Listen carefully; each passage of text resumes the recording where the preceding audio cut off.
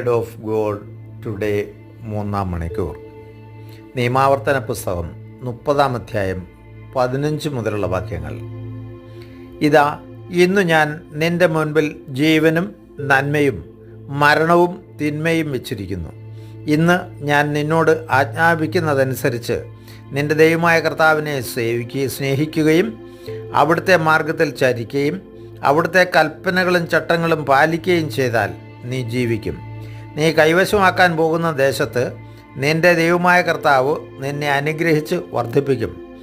എന്നാൽ ഇവയൊന്നും കേൾക്കാതെ നിന്റെ ഹൃദയം വ്യതിചലിക്കുകയും അന്യദേവന്മാരെ ആരാധിക്കുന്നതിനും അവരെ സേവിക്കുന്നതിനുമായി വശീകരിക്കപ്പെടുകയും ചെയ്താൽ നീ തീർച്ചയായും നശിക്കുമെന്നും യോർദാൻ കടന്ന് കൈവശമാക്കാൻ പോകുന്ന ദേശത്ത് ദീർഘകാലം ജീവിക്കുകയില്ലെന്നും ഇന്ന് ഞാൻ നിന്നോട് ഉറപ്പിച്ചു പറയുന്നു. ജീവനും മരണവും അനുഗ്രഹവും ശാപവും ഞാൻ നിന്റെ മുൻപിൽ വെച്ചിരിക്കുന്നു എന്നതിനെ ആകാശവും ഭൂമിയും ഞാനിന്ന് നിനക്കെതിരായി സാക്ഷിയാക്കുന്നു.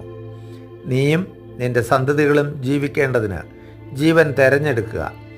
നിന്റെ ദൈവമായ കർത്താവിനെ സ്നേഹിച്ച് അവിടുത്തെ വാക്കുകേട്ട് അവിടുത്തോട് ചേർന്ന് നിൽക്കുക. നിനക്ക് ജീവനും ദീർഘായുസ്സും ലഭിക്കും. നിന്റെ പിതാക്കന്മാരായ അബ്രാഹത്തിനും ഇസഹാക്കിനും യാക്കോബിനും നൽകുമെന്ന് കർത്താവ് ശപഥം ചെയ്ത ദേശത്ത് നീ വസിക്കുകയും ചെയ്യും.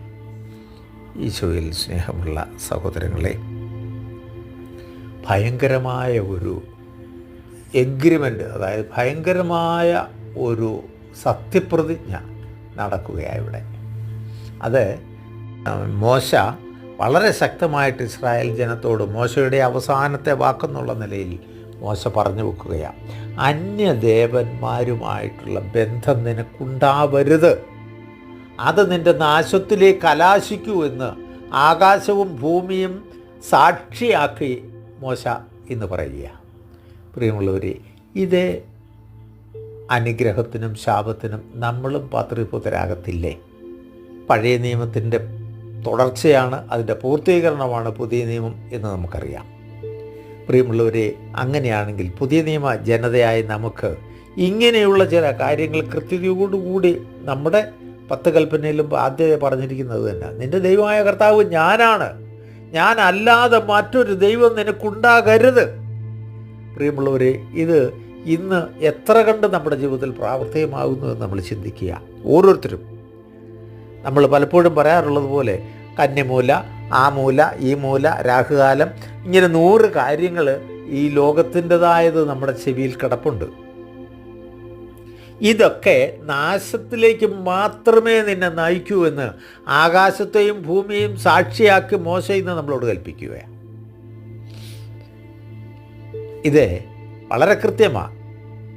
മോശയ്ക്ക് ദൈവം കൊടുത്തിരിക്കുന്ന പ്രഥമവും പ്രധാനവുമായ കൽപ്പന അതുതന്നെയാണെന്ന് തിരുവചനം നമ്മളെ ബോധ്യപ്പെടുത്തുകയാണ്. നമ്മുടെ ജീവിതത്തിലേക്ക് ഒന്നുകൂടി തിരിയാം. പൂർണ്ണമായ സമർപ്പണത്തിൽ കർത്താവിൽ മാത്രം ആശ്രയിച്ച് കർത്താവ് മാത്രമായിരിക്കട്ടെ നമ്മുടെ ദൈവം. അല്ലാത്ത ഒന്നിൻ്റെയും പുറകെ പോകാതിരിക്കാൻ ദൈവം നമ്മളെ ശക്തീകരിക്കട്ടെ, സഹായിക്കട്ടെ. പിതാവിൻ്റെയും പുത്രൻ്റെയും പരിശുദ്ധാത്മാവിൻ്റെയും നാമത്തിൽ ആമേൻ.